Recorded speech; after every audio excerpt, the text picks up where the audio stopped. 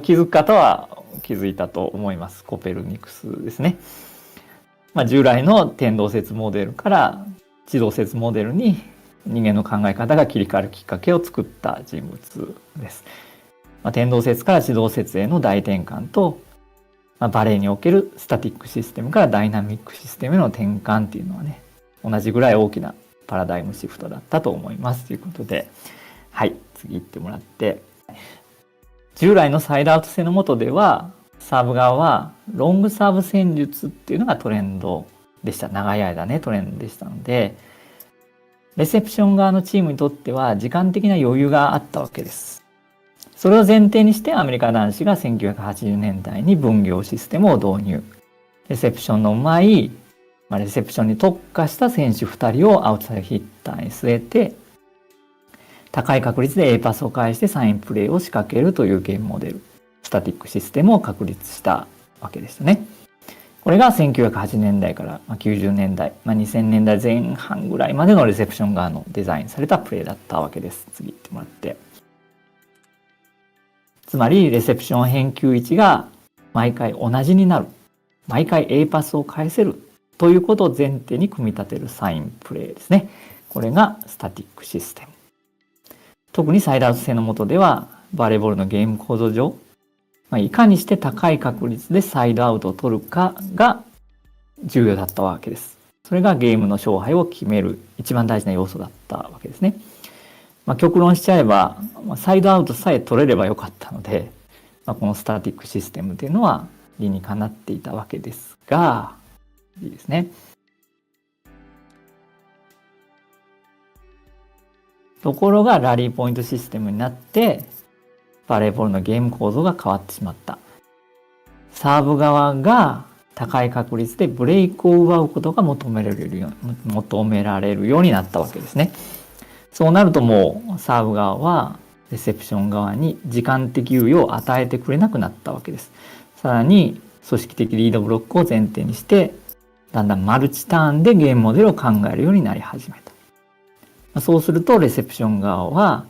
スタティックシステムを組み立てる前提になる時間的余裕もなくなってしまったし、そもそもいかにしてレセプションアタックでサイドアウトを取るかっていうですね、シングルターンでしかものを考えてないのがスタティックシステムですから、サーム側のマルチターンのゲームモデルにだんだん押し込まれていくような感じになっていっちゃったわけですね。そうやって閉塞感が漂ってレセプション側がもうどうしていいかわからないっていうパニック状態に追い込まれていったのが2000年代前半でした。で、次。そこで2000年代前半にブラジル男子があえてスタティックシステムを捨ててですね、サーブ側のマルチターンのゲームモデルにあえて飲み込まれるような形で、確か第8回でバレーボールを他競技に例えるとどんな競技だと捉えることができるかっていう話をしたと思うんですけど、例えばサッカーに例えてみれば、相手のサーブやアタックっていうのはシュートなわけなので、サッカーで言えばね、なのでレセプションやディグっていうのはシュートを防ぐシュートブロックということになるわけですよね。なのでシュートブロックしたボールを次に味方がラストパスでつないでまたすぐシュートを打ち返す、それを延々交互に繰り返しているのがバレーボールという競技だというふうに考えることができるわけです。はい、そういう競技構造なので、それを前提にしたらですね、そんなシュートブロックしたボールが毎回同じ位置に転がるわけなんかないですよね。そのレセプション局面でいかに効果的な攻撃を繰り出すかということを試行錯誤した結果、選手たちに試行錯誤させた結果がダイナミックシステムというものなわけです。ということで次。つまりレセプション返球位置は毎回変わるので、シュートブロックですから変わるんですよね。それを前提として受け止めた上で、どこに返球されてもアタッカー全員がファーストテンポの助走動作で攻撃参加するというプレー指針を守ると、そういう単純明快な約束事で攻撃を繰り出す、それがダイナミックシステムという方法論になります。はい、次行ってもらって、具体的には1本目のファーストヒットをね、高くゆっくり上げるということで、自分たちで時間的余裕を作り出して、たとえ返球位置が一定にならなくても、その時間的余裕を使ってアタッカー全員がファーストテンポの助走を出して攻撃参加する。それによってですね、相手のブロッカーは3人ですから、その3人に対して数的優位性を確保するということによって、今度はサーブ側をパニックに陥れると、そういうデザインだったわけです。これがレセプション側のこの2000年代前半ブラジルのインシステムの状態というふうに言えるわけですから、はい、次行ってもらって、今のことを前提にしてもらって、こうしたダイナミックシステムを採用した、つまり物の見方、考え方がアップデートに成功したチームに対して、じゃあサーブ側がどう対抗していけばいいのかという観点で考えていけばですね、レセプション側はレセプションの返球位置や精度にかかわらず、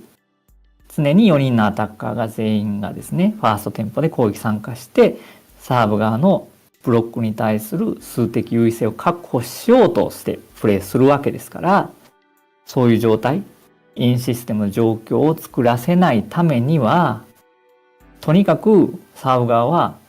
相手の攻撃選択肢を効果的に減らすということが鍵になってくるわけです。いかに強烈なスパイクサーブで殴ったところで、とにかく上にさえ高く上げられてしまったらですね、4人のアタッカーがシンクロ助走できてしまいますので、それよりもですね、緩いサーブでもいいから着弾位置を正確に狙って特定の選手にレセプションさせれば、A パスが返ったとしても、例えば前回映像を見せましたよね、日本対アルゼンチン戦で A パスが返ってるのにスロット後にセットしたら誰も打ちに行けずにみたいなね、そのままボールが落ちちゃうなんて、そういう映像がありましたよね。ということで、相手に A パスを返されたとしても効果的に相手の攻撃選択肢を減らす方法論っていうのを見つけるという試行錯誤が行われていったということになるわけですね。はい。で、次行ってもらって、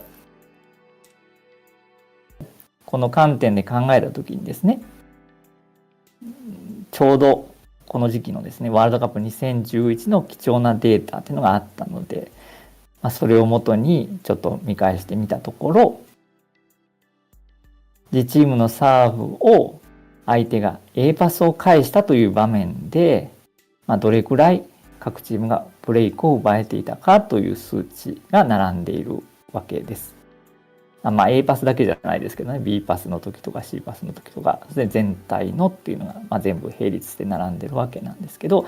ここで特に A パスに注目したわけです。そうすると、相手が A パスを返している時でも、ブレイクを奪う確率が高い、相対的に高いブラジル、ロシア、ポーランドと、そうではないイタリアという明確な傾向の違いが見られたわけですね。つまり、物の見方、考え方がダイナミックシステムへとアップデートされて、サーブ戦術がマルチターン戦術へと進化を始めたロシア、ポーランドに対して、残念ながらこの2010年代前半のイタリアというのはアップデートができてなかったよねっていうことですね。はい。要はアップデートが進んでダイナミックシステムが確立したチームに対する効果的なサーブ戦術、マルチターンに基づく戦術を取り入れるチームっていうのがこの後世界のトップ争いをしていくということで、ロシア、ポーランドが